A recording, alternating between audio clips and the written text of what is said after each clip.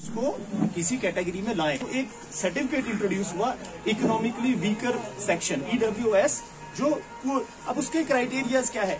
जिस भी आदमी की फैमिली की इनकम 8 लाख रुपए से कम आती है, नंबर 1 क्राइटेरिया, 8 लाख रुपए से फैमिली की इनकम कम हो तो वो इकोनॉमिक वीकर सेक्शन में जा सकता है।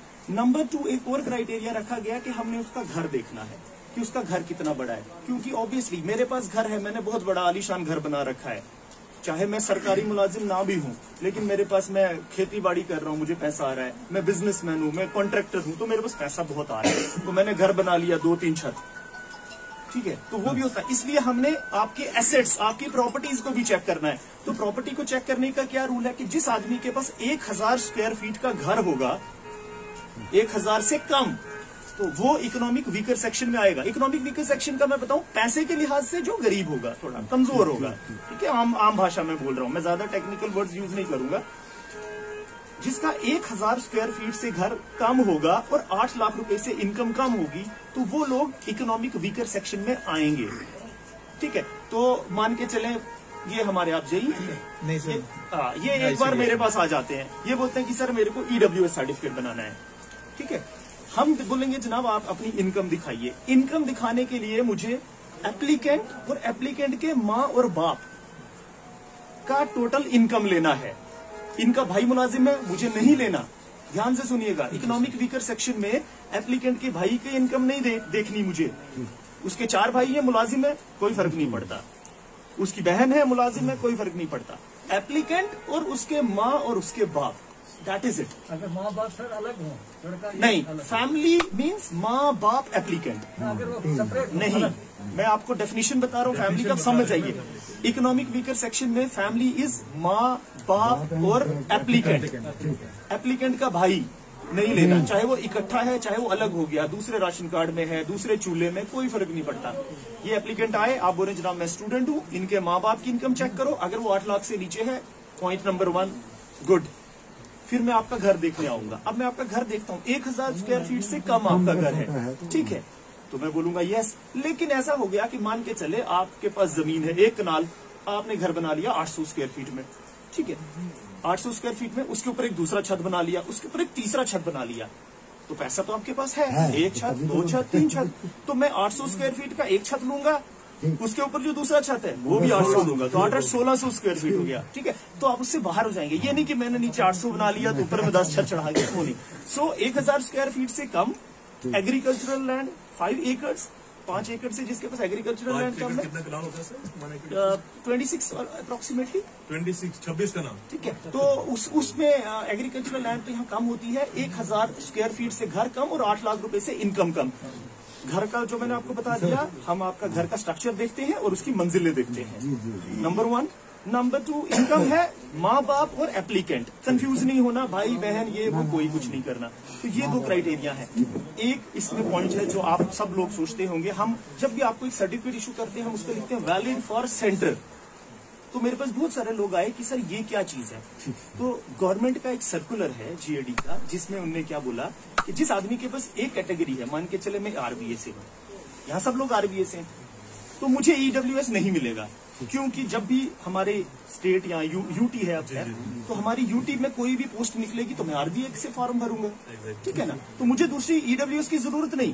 तो गवर्नमेंट ने कहा ठीक है, जिसके पास RBA है, जिसके पास SC है, जिसके पास ST है, उसको EWS नहीं देना। लेकिन अगर कल को मुझे दिल्ली में फॉर्म भरना हो तो वहाँ RBA नहीं चलता, ST SC चलेगा, RBA नहीं चलेगा। तो RBA वालों को मैं EWS दूंगा for central job, SC ST को वहाँ कभी नहीं मिलेगा। तो लोग यहाँ आके कंफ्यूज होते हैं कि जनाब आप हमें EWS सेंटर के लिए क्यों देते हैं। तो हम ये बोलते हैं कि जब भी UT की कोई पोस्ट आएगी आपके पास, आप RBA डालें। जब आपके पास UT के बाहर सेंट्रल लेवल की पोस्ट आएगी तो आप EWS डालें। तो वो RBA वाले लोग, मतलब RBA वाले लोगों के लिए EWS मिलेगा, लेकिन for central out of UT, ठीक है। और उसमें ये है कि आपको बोलेगा जनाब मैं रहता तो गूगल में हूँ, लेकिन मैंने बनाया नहीं RBA, तो वो नहीं है, वो पढ़ता है RBA एरिया में, वो नहीं बनाया, वो उसकी प्रॉब्लम है, वो बना सकता है, वो आए वो बना ले, अनलेस एंड अनटिल की वो बाहर निकल गया हो। अब इसी तरह मैं थोड़ा सा इसको RBA के साथ कंपेयर करूंगा। जब RBA की इनकम भी 8 लाख रुपए होती है, उसको जब हम देखते हैं ना, तो उसमें क्या होता है, फैमिली का डेफिनेशन होता है माँ बाप भाई बहन जो एक चूल्हे के अंदर होते हैं, एक राशन कार्ड के अंदर होते हैं, ठीक है, चूल्हा। अब कहीं घर में 3 भाई होंगे और तीनों जॉब में हैं, तो मैं तीनों की इनकम दूंगा, जबकि ईडब्ल्यूएस में मुझे नहीं लेना है, लेकिन आरबीए में लेना है। हाँ, अगर एक भाई की शादी हो गई, उसने अपना चूल्हा अलग कर दिया, राशन कार्ड अलग कर दिया, तो वो सेपरेट हो जाता है। कोई बहन की शादी होगी, उसको बाहर निकालो, ठीक है। तो आरबीए में फैमिली वो आएगी जो एक चूल्हे के अंदर होगी, जो एक राशन कार्ड के अंदर होगी, लेकिन ईडब्ल्यूएस में फैमिली सिर्फ माँ बाप बेटा, ठीक है, माँ बाप और एप्लीकेंट, ठीक है। और एप्लीकेंट के साथ एक लिखा तो ये भी है रूल में कि 18 साल से छोटे भाई बहन, लेकिन 18 साल से छोटे होंगे तो जॉब नहीं होगी, तो टेक्निकली माँ बाप और एप्लीकेंट, लेकिन आरबीए हमें फैमिली लेनी है। अब आरबीए में कभी क्या होता है, एक स्पेशली एक और क्लॉज होता है कि 15 साल का चूल्हा देखना होता है हमने, ठीक है। तो जिन लोगों को भी आरबीए बनाना हो, तो वो सबसे पहले 15 साल का चूल्हा चेक करेंगे अपना, तर्क सुकूनत नहीं हुई होनी चाहिए। आप यहाँ हैं तो आप जम्मू जाके चले गए, चूल्हे से नाम कटा दिया, वोटर लिस्ट से नाम कटाया, वो नहीं होना चाहिए। 15 साल का आपका चूल्हा हो, नंबर 1।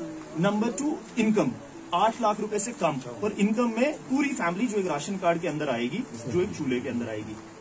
कभी कभार क्या हो जाता है कि आपकी इनकम 8 लाख से ऊपर निकल जाती है। मैं हूं, मेरा भाई है, 2 मुलाजिम हैं, हम 8-8 लाख रुपए, हमारी 16 लाख हो गई, हम 8 लाख से ऊपर निकल गए। ऐसे केस में एक रिलैक्सेशन दी है गवर्नमेंट ने। वो क्या रिलैक्सेशन है कि अगर किसी आदमी ने अपनी पूरी स्कूलिंग देहात से की हो, उसी एरिया से की हो जो आरबीए के अंदर पड़ता है, तो फिर इनकम का मसला नहीं है। आपकी 10 लाख है, कोई बात नहीं, आपने स्कूलिंग 1st to 12th यहाँ की है, ओके। आपकी 20 लाख है, कोई बात नहीं, 1st to 12th आपने यहीं से की है, यहाँ से नहीं की है, आपने बनाल से की, बनाल आरबीए है, आपने खड़ी से की, कहीं से, मतलब आरबीए के अंदर अगर आपने 1st to 12th स्कूलिंग की है तो इनकम वाला क्लॉज आप भूल जाइए। कोई बंदा अगर मुझे 1st to 12th सर्टिफिकेट लेके आ जाए तो मैं उसकी इनकम चेक भी नहीं करूंगा, क्योंकि मुझे जरूरत ही नहीं पड़ी। इनकम मैं उसकी चेक करूंगा जिसने 8th तक यहाँ पढ़ा है, उसके बाद कोई जम्मू चला गया, कोई उधमपुर चला गया, कोई डोडा चला गया, कोई भद्रवाह, जो ओपन मेरिट वाली जगह है। वो लोग जिनने 1st to 12th गांव में पढ़ा है, अपने एरिया में आरबीए में, या अपनी जगह से शिफ्ट भी हुआ हो लेकिन आरबीए में गया हो, तो उसको इनकम का कोई मसला नहीं है। उसको 15 साल का चूल्हा देना है और उसको 1st to 12th देना है। लेकिन कुछ एडिशनल फॉर्मेलिटीज होती हैं जिससे हम वेरीफाई करते हैं। बहुत सारे लोग बाहर निकल जाते हैं, उधमपुर जा, आगे पीछे, ये, फिर हम उनसे लिखवा के लाते हैं, जी मैंने माइग्रेशन नहीं की, सरपंच लिख के देता, इसके घर में 10 लोग हैं, 10 में से 4 मुलाजिम हैं। लेकिन ये सारी फॉर्मेलिटीज उन लोगों के लिए हैं जिनकी मुझे इनकम देखनी है। कभी कभार क्या हो जाता है, देखिए गलती है, मतलब human are prone to mistakes.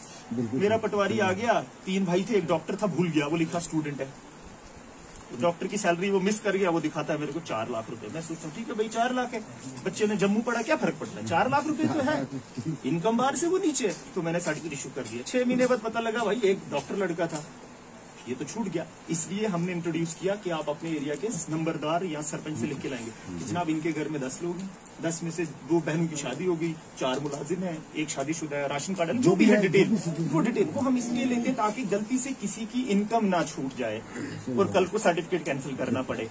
लेकिन अगर किसी ने 1st to 12th, बार बार मैं की चीज बोल रहा हूँ, 1st to 12th गांव में पढ़ी है, वो सरपंच से सर्टिफिकेट नहीं लाएगा।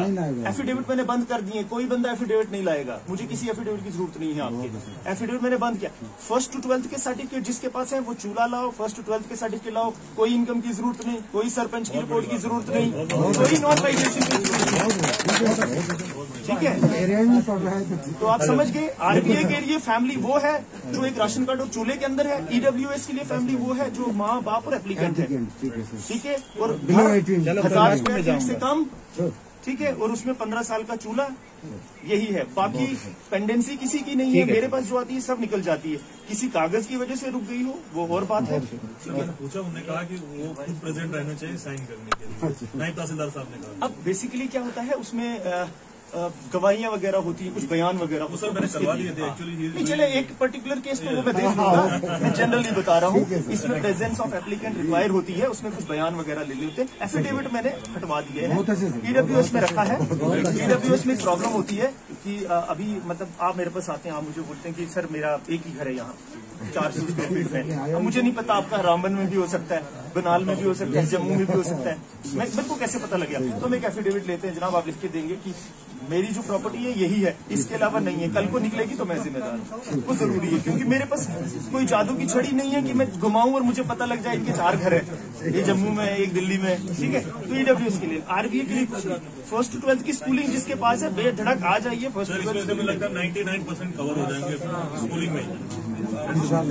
1st to 12th, लेकिन 1st to 10th नहीं, क्योंकि स्कूलिंग 12th तक होती है, उसके बाद कॉलेज। Thank you.